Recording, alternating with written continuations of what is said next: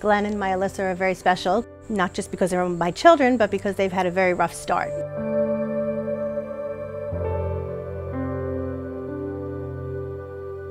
My son Glenn, who's almost 16, has had issues since he's 3 months old with all types of therapies. He is going through seizures, medical back and forth, trying to get the right medication to control them. My daughter Alyssa had come out with a heart issue where she had to be on a monitor everywhere we went, 24 hours a day for 4 to 5 months.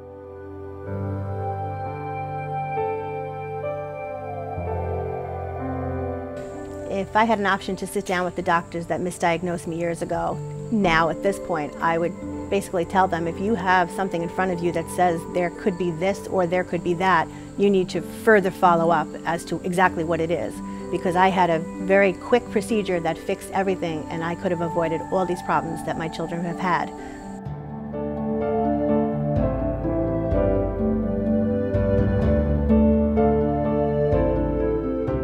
My advice to parents that have medical advice being given to them is always get second opinions, even third opinions.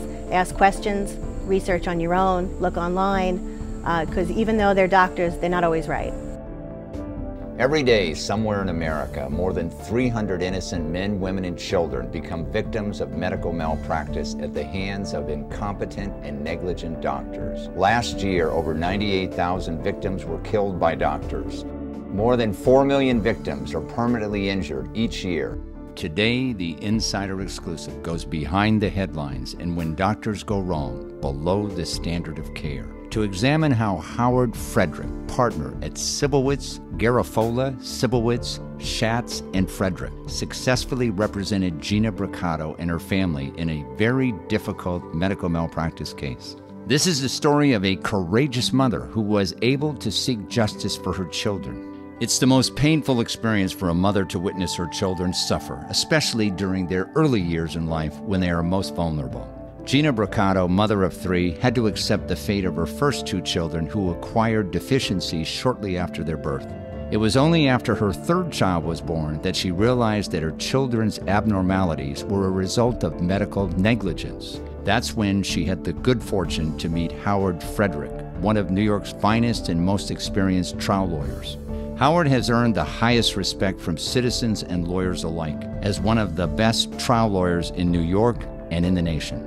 He has seen many innocent and hardworking people injured and killed by negligent and incompetent doctors, hospitals, and nurses. Howard's passion is problem solving. He approaches each medical negligence case as a scientist trying to solve a problem. He's seen many patients suffer needless injury, and because of that, he is driven to help people who have been harmed by incompetent and negligent doctors. Howard's goal? To make medicine safer and more accountable, and of course, to get justice for his clients. This is the Insider Exclusive, live from New York.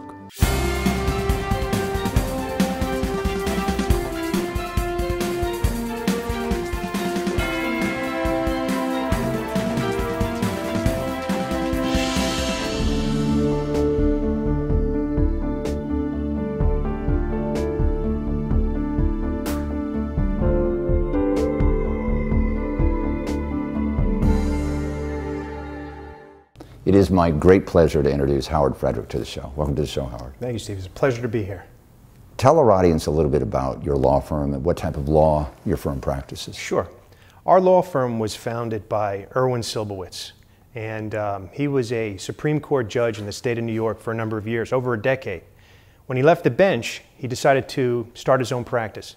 He took with him his lead law clerk, which was George Garafola at the time, and he had a vision for a law firm that he was able to put together from the perspective of the bench. He had the opportunity to see so many attorneys through the years, and he had a passion, and he started the law firm. And through the years, the firm grew. Eventually, his son Mitchell, my partner, came into the firm. Howard Schatz, my other partner, came into the firm, and eventually I joined the firm. And we each have our own roles, and my role happens to be the role of trial attorney. I go to court and I try the cases. Mm-hmm. As far as our clients are people who have been injured. They could be injured in a whole slew of ways. Could be a motor vehicle accident, a premises type case, products liability type case, could be just about anything. And we also handle a good deal of medical malpractice, which we're here to talk about today. And that's kind of your forte, isn't it? Yes, it is. And particularly, why do you specialize in that? Why do you like that? Well, through the years, I mean, I've had the opportunity way back when to work on the side of the doctors. Mm-hmm. And I had the opportunity to deal with insurance companies on the side of the doctors. And I got a taste for what that was all about. And I didn't really like it because it seemed to me that the cards were stacked against the people who were trying to get their day in court. And not too long after that, I had the opportunity to switch sides. And ever since that time, I've had the opportunity to work for plaintiffs, people who have been injured in hospitals, by doctors, so on and so forth. And it gives a great deal of satisfaction to be able to assist somebody who finds themselves in that situation. Today we're going to be talking about one particular case, your client Gina Brucato. Yes.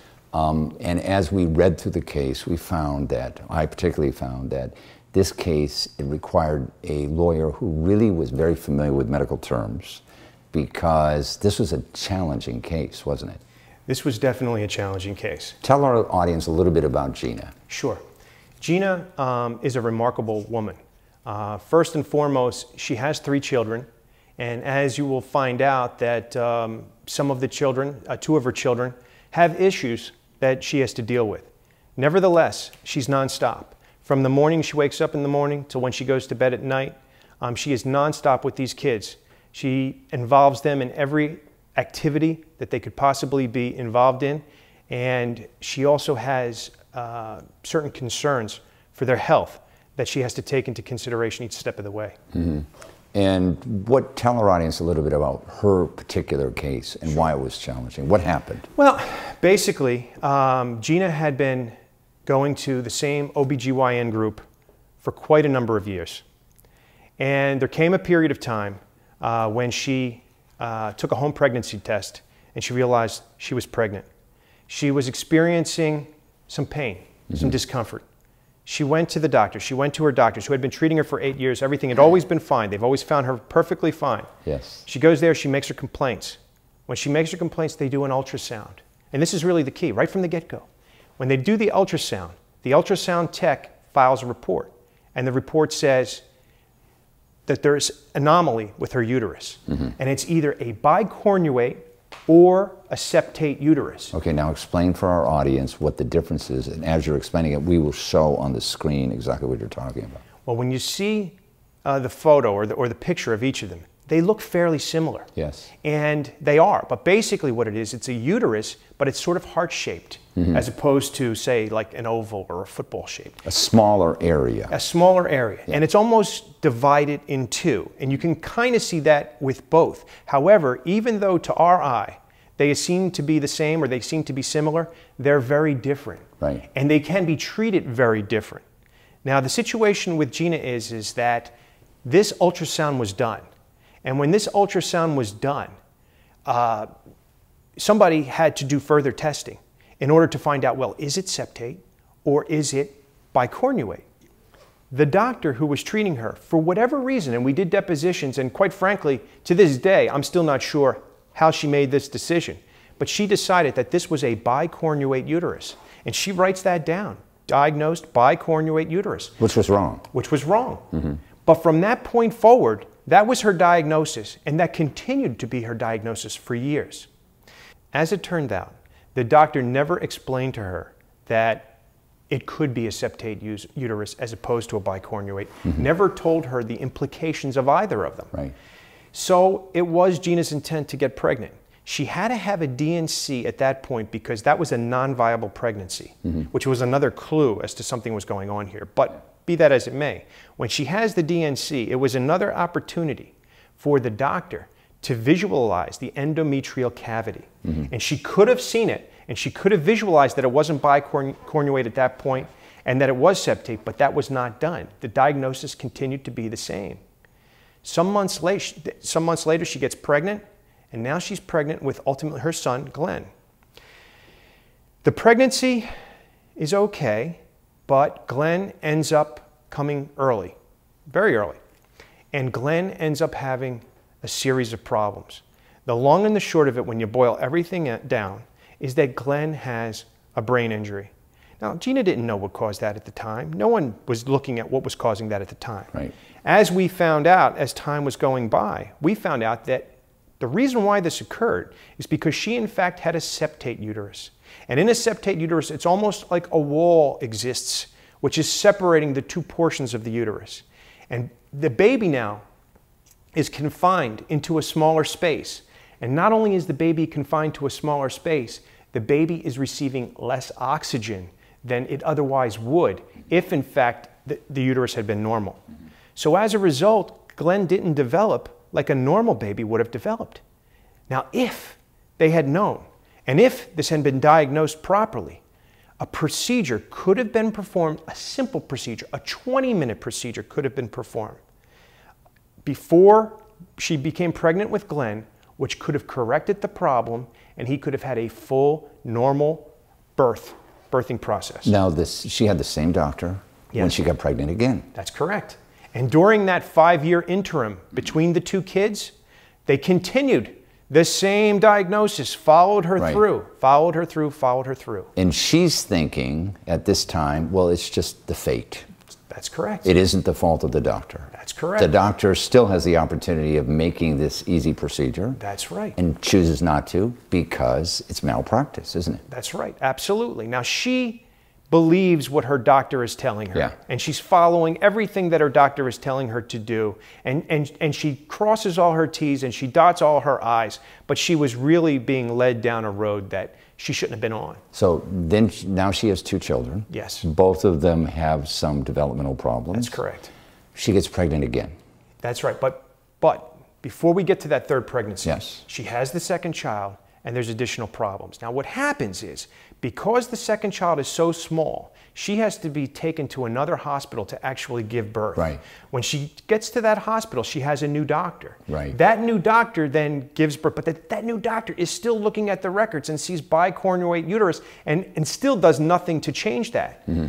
Unfortunately, that doctor passes away shortly thereafter. Gina's intent was to stay with that doctor. That doctor passes away, Gina moves. She goes to a new area. Best thing that ever happened to her. She goes to a new doctor by the name of Vivian Sohn. Now, this is a doctor that did everything she was supposed to do. Mm-hmm. Vivian Sohn, Dr. Sohn looks at her and says to her, asks her history. She says, I have a bicornuate uterus. She says, how was that diagnosed? She was like, I don't know. Dr. Sohn puts her through a series of tests. Mm-hmm.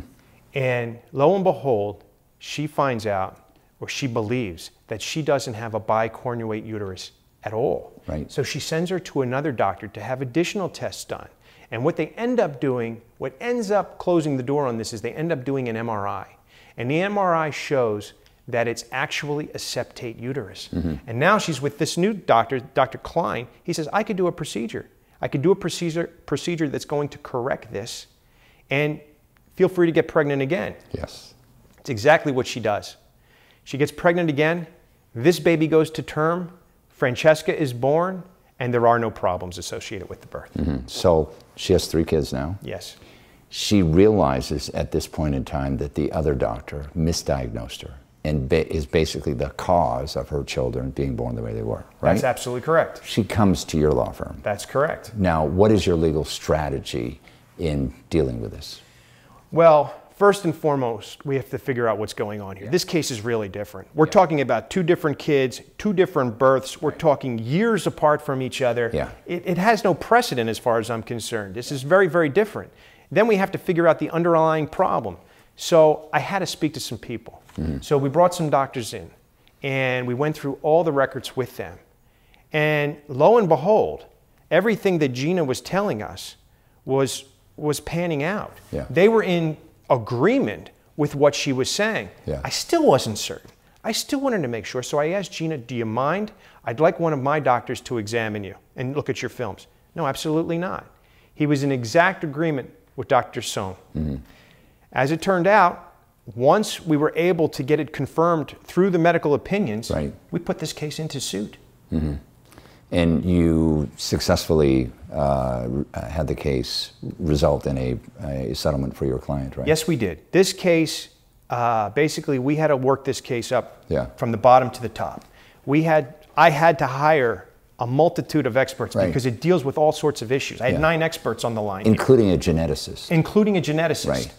And they were all ready to testify. We were on the doorstep of trial when ultimately this case was resolved. But there was some interesting reasons why I believe this case was resolved at the time that it was. Well, because of your in-depth analysis and all of these witnesses and experts, you were able to resolve it successfully. Today we have with us Gina, who we're going to bring on right now. Oh, fantastic.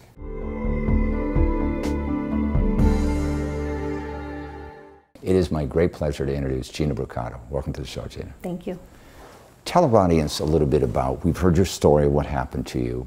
When you finally found out that your first doctor and the second doctor, right? That's correct. The second doctor had misdiagnosed something that any normal, reasonable doctor might have caught.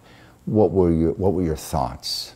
I was very thrown back by it because I've always trusted all the doctors. You know, you never think that you need to question a doctor. You would think that when they've come across something and they're telling you exactly what you have, that's what you have. It really pays to get a second opinion sometimes. Yes. Yeah, because doctors could be wrong, as you well know, right? Tell our audience a little bit about your children. You have 3 of them. I have 3 children, yes. My son Glenn is the oldest. He's going to be 16 in November. He has a lot of issues, speech, PT, occupational therapy, a seizure disorder, a migration disorder. He's had therapy since he's 3 months old. My daughter Alyssa is 11 now. She had a very rough start. She had heart issues, had to wear a monitor for many years. Many months when she first came out. She's okay now and healthy. We, follow up with a lot of things. She has ADHD.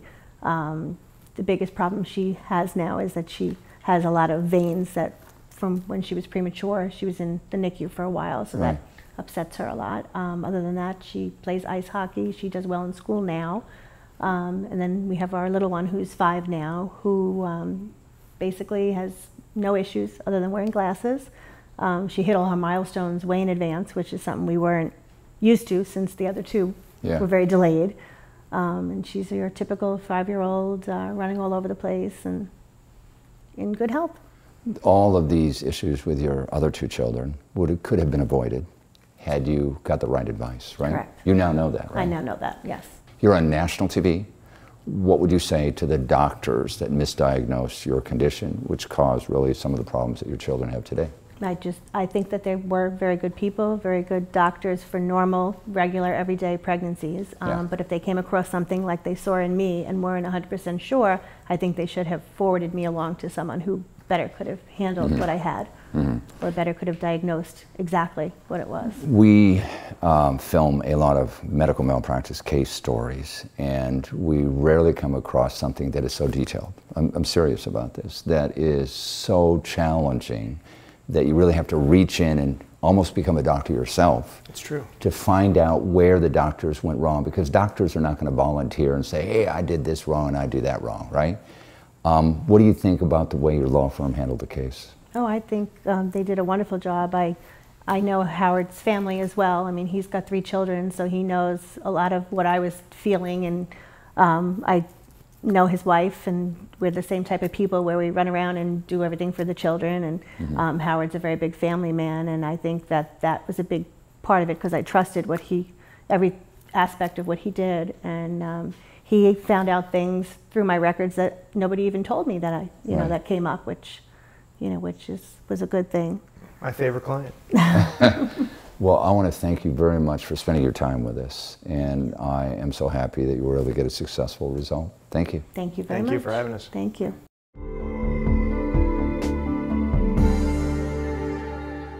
In medical malpractice cases, how do you evaluate whether someone has a legitimate claim or not? First and foremost, we have to take those records. We have to look over them ourselves. If it looks like it may be something, then we have to take the next step. We have to hire a doctor right out of the box. No playing around. Hire the doctor and ask the doctor to give us a full, fair, and honest opinion and look at both sides of the coin here. And if there are questions and if there's any doubt, tell us about it. Let us know, because I don't want to be surprised later on. Right, right. And if the doctor then comes back to us and tells us that in his opinion, he feels malpractice exists, then we'll pursue the claim. Well, it pays to be with someone who's experienced as yourself and your firm, and I'm glad you were able to share this story with us. Thank you. You're welcome. Thanks for joining us. You can get more information about our guest and the issues at insiderexclusive.com.